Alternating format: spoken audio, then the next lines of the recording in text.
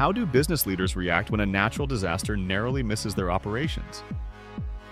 A revealing study by Olivier Dessin of INSEAD and Adrien Matray of Harvard University suggests that these close calls can influence executive decision-making more than pure logic or data-driven analysis might suggest. Their research focused on U.S. companies located near hurricane-impacted areas. While these firms weren't directly affected by the hurricanes, many still made significant financial decisions as if they had been. Specifically, the study found that companies and counties adjacent to storm-hit areas increased their cash reserves by an average of $15 million. This reaction lasted for nearly 21 months before returning to normal levels. This behavior, called the near-miss effect, is especially interesting because there was no measurable increase in the actual probability of a hurricane hitting those neighboring areas. In other words, the risk hadn't really changed, but the perception had. Seeing a nearby disaster triggered a cautious response, despite no evidence that the company's own location was any more vulnerable than before. Adrien Matray likens it to seeing a bad car accident on your drive to work.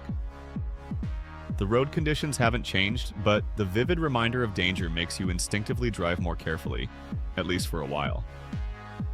Businesses, it seems, react in much the same way. But caution comes with a cost. Holding excessive cash may feel safe, but the study showed it hurt companies' financial performance. For every extra dollar kept in reserves after a near miss, only 71 cents of market value was gained. Shareholders paid the price. On average, these decisions translated to about $3.2 million in lost value per company. This raises a serious question. Is emotional overreaction getting in the way of smart strategic planning? Interestingly, the study also found that experience matters. Companies that had previously lived through close-call disasters were less reactive the next time. The longer their history with such events, the more measured their responses became. That suggests leaders can learn and adapt, refining how they manage risk as they gain exposure to these high-alert situations. This insight is critical as climate change increases the frequency and severity of extreme weather events. Businesses around the world will face more near misses, not fewer, and how they respond could shape their long-term resilience. Overreaction wastes capital. Underreaction risks destruction. Striking the right balance will be essential. Moreover, this psychological response isn't limited to hurricanes.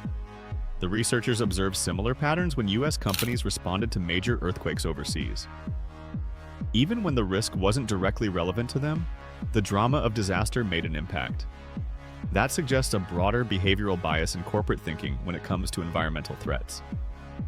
So what should business leaders do? The study recommends building robust, rational risk management systems that aren't easily swayed by emotion. Leaders should rely on structured data, not vivid memories. They should document how their firms react to near misses so they can improve future decisions. And they must consider the full cost of defensive measures, including the opportunity costs of sidelined capital. The goal isn't to ignore danger, Matray concludes, but to manage it wisely. That's how companies can stay strong in an unpredictable future.